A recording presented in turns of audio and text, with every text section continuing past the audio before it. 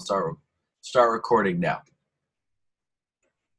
But the question is, guys, can you stick to the plan and execute the plan even when things are not going exactly as planned? I think I said this yesterday at the office, maybe it's the day before, can't remember. But it's like Mike Tyson always said, everybody's got a plan till they get punched in the mouth. So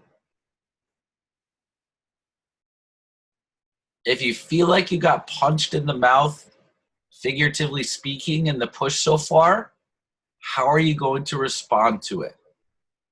Question that keeps popping up: how would the best version of me respond to this situation? You can literally apply that to anything that you do, whether it's personally, professionally, with your family, whatever it happens to be. How would the best version of me respond to this situation?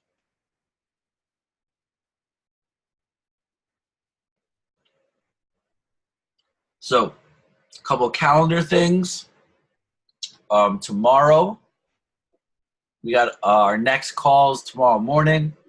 Wednesday, we got the division meeting as well as the Green Lakes. So for the division meeting, we're going to dress business casual. And the agenda is going to be sick for the division meeting because I created it. So I know it's good.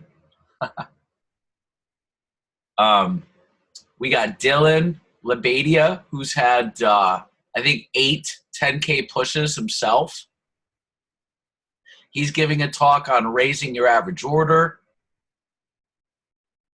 Josh there is giving a talk on how to maximize your push and maximizing the second half. We have an all-star panel of CSPs, district managers, Maria and Daviel is going to be on the doing a little round table, answering questions. And it's a shorter one. It's only there's a push week part to it. People are going to be getting some free Cutco. And after we're done, then we're going right to Green Lake. So bring a change of clothes. Bring like beach stuff, beach wear, or at least like shorts and like a t-shirt or tank top or whatever. Green Lake's one of my favorite events. So play some kickball, throw the football around. We're going to cook up a bunch of food. Brandon, I'm going to need your grilling expertise, help on that one, sir. So we're going to be going to have a great time at Green Lakes. So it starts at 12. So we're going to want to meet at the office at 9 so we can make sure we 100% get there on time. If you want to come in a little bit early and do some phoning that morning, you certainly can.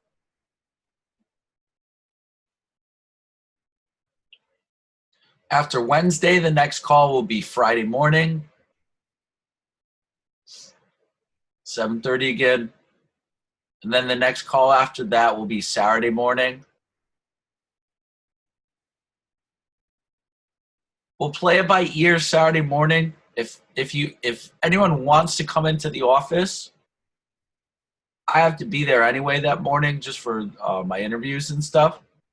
But you can come into the office that morning if you want to, or we could just do it through Zoom, save you some drive time, as long as you just making the calls while you're at home. Then after that, Sunday, we got the last big phone jam. You can look at it as the mother of all phone jams, volume 3,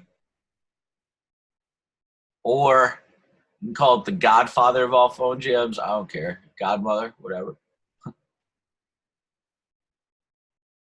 So that's just basically the next week calendar of events. And then, of course, we got the granddaddy of them all, SC2, July 30th and 31st. It's going to be incredible.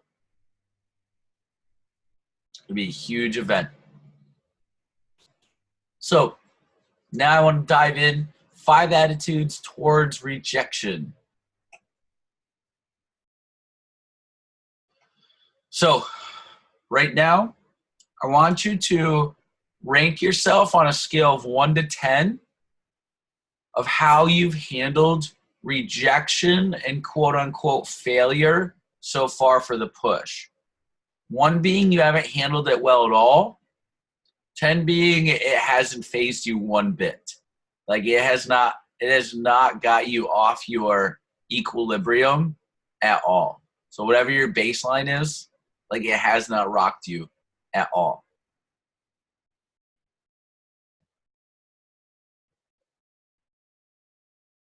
And this is an important question for you guys because you've all faced some rejection thus far. You've all had trying days. You've all had frustrating days.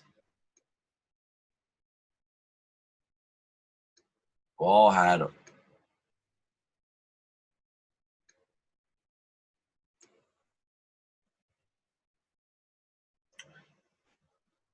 Brandon, you're one of the most positive people that I know. How would you rate yourself so far on a 1 to 10 scale?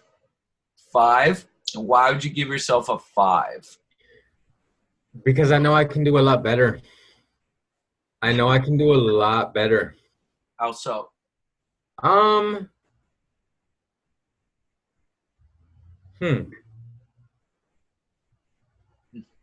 I don't know. Yeah. Might be something you want to figure out then, huh? Yeah, all right. Caroline, how about you? How would you rate yourself 1 to 10 so far? Is 10 being the worst or the best? 10 being you've handled it incredibly well, like it has not got you off your equilibrium at all. I say a 5 because I handle it pretty well in the situation, but there's always room for improvement. Okay. Beth, how about you?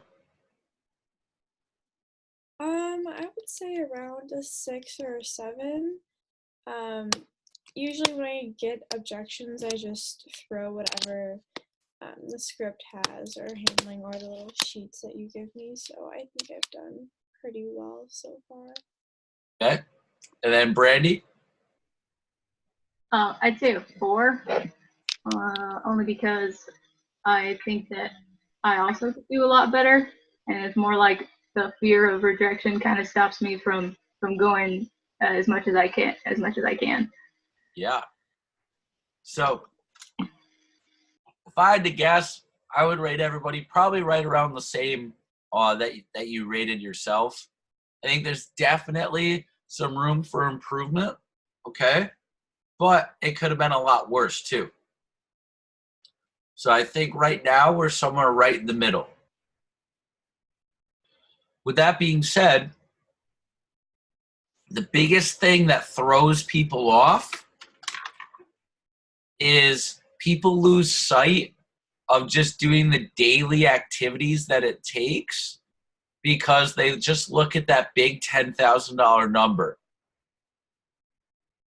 They look at that big number, they look where they are now, and instead of putting one foot in front of the other, they look at the mountaintop and get overwhelmed. You don't look at the mountaintop, guys. You look at the next step. It's one step in front of the other, one call in front of the other, one demo after another.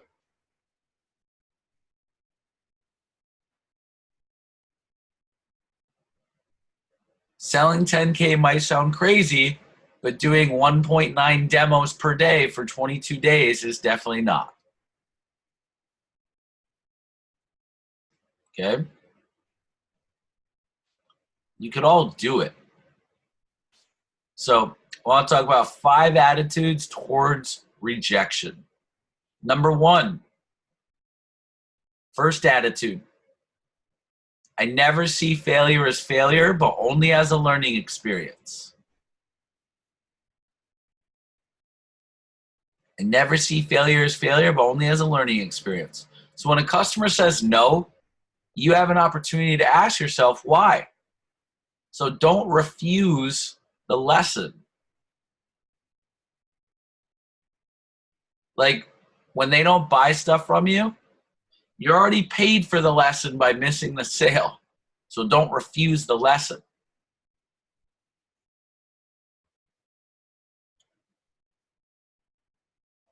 Because every demo a sale's made. Either they sell you and you're buying what they're selling you on why they can't get it, or you sell them and they're buying what you're selling.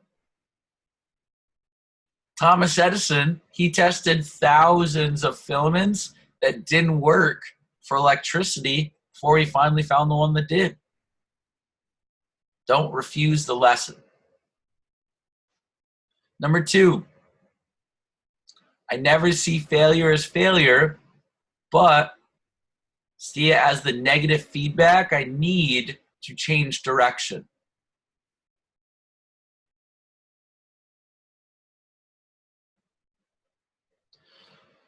Some people respond to rejection by going home, making bad decisions of their life, doing not so good things. They just kind of give up. It's pretty common. Most people give up. They think like a torpedo. Every time, each rejection, though, is like a course correction. So learn to be thankful for the rejections, because like if a torpedo doesn't like change and alter its course a little bit, it can't hit its target, especially if the target's moving. So once you correct yourself enough, you're going to reach your goal. And what I mean by correcting yourself is a lot of times we just have to get better at handling objections on the phone, for example, because that leads to more demos. Or we need to get better at building value on the demo, because that leads to bigger and better sales. Or we need to get better at selling sets and raising our average order, because that makes us more efficient. I can promise you, selling at 30, 35, 40, 45, 50% is way more fun with a $400 average order than a $200 or $300 average order. I can assure you of that. Now, making 30% of a $200 order is still cool. I mean, you still make $60. Making 30% of a $300 order is still cool. You still make $90. But when you're in the $400 to $500 average order range, that's fun. You get there by selling more sets, having a strong set emphasis. So that's an example of a course correction you might need to make.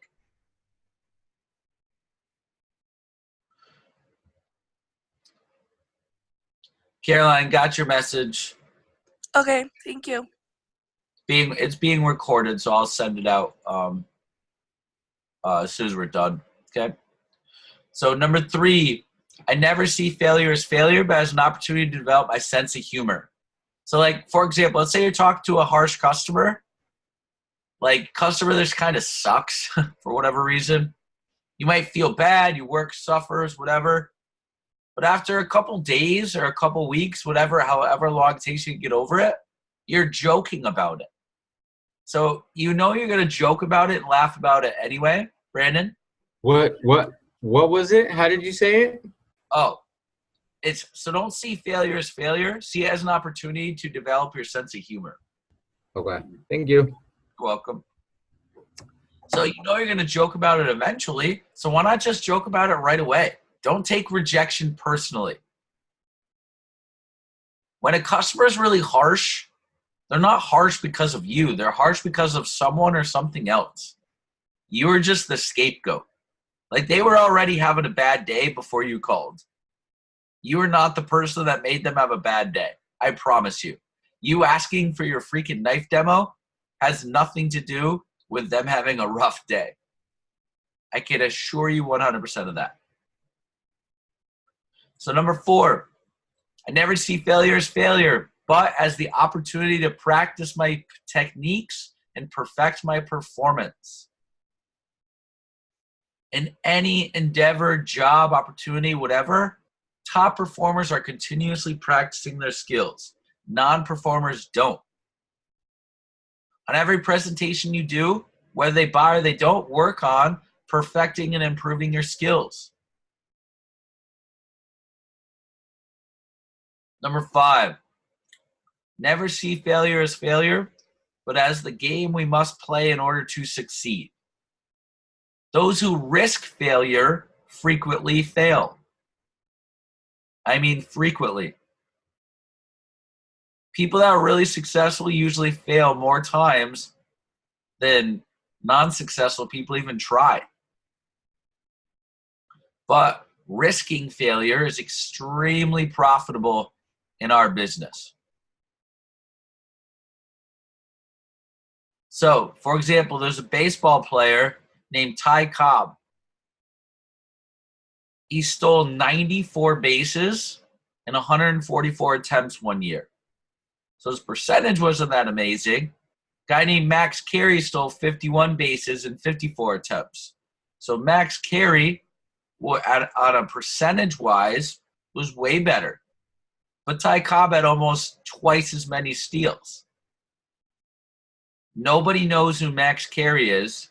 Anyone that knows about baseball knows who Ty Cobb is, one of the greatest players of all time.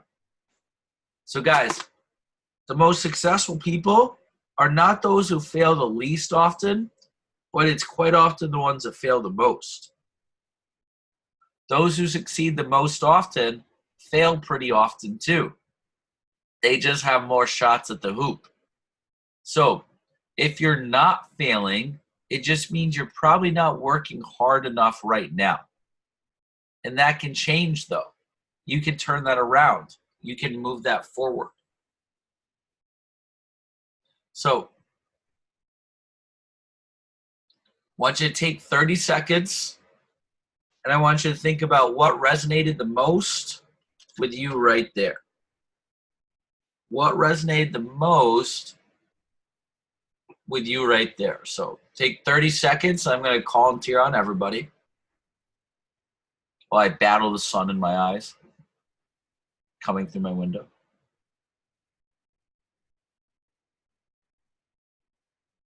Thirty seconds.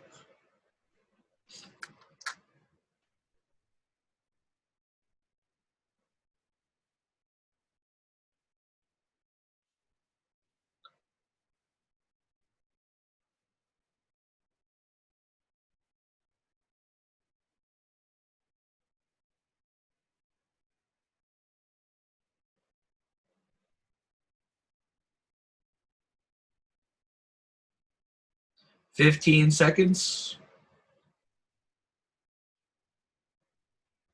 15 seconds. Real quick, what was the third one again?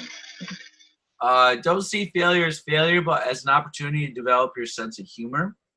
Oh,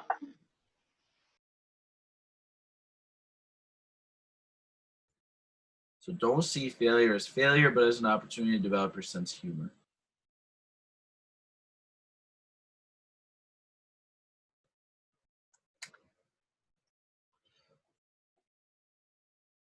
All right, Brandy, what sticks out to you the most? the last one, but you don't see failure as failure. It's the game we must play to succeed, and that the most successful people are the ones that fail the most. Yeah, So failing isn't necessarily it's not a bad thing. It just means you're trying really hard. yeah. You guys you have to remember that at all times. All times. Brandon, what stuck out the most to you? Practice skills and techniques. And why is that? I mean, because you can always get better. Okay. You certainly can. That's for sure. And Beth, what about you? I like the first thing that you said about learning from failure, like learning from your mistakes, because I'm sure a lot of successful people have failed in the past and they're successful now. Uh-huh. because they learn from their mistakes. Yeah, you have to. Like, you have two options. You can either be defeated by it or you can learn from it. So you got to choose the better option. Okay? So you have to remember, guys, that when it comes down to it, ultimately, the sun is blinding. All right. I'm like ducking way down. That doesn't help at all. Never mind. All right. So when it comes down to it, we have two options. We can respond, like when things don't go our way, we can respond in defeat, or we can respond with the best version of ourselves. There is no other choice. It's one or the other. So every response is getting you either one step closer to your goals or one step further away from your goals. So we have to continuously choose the path that takes us one step closer to our goals. And that's responding with the best version of yourself. See it as a learning experience.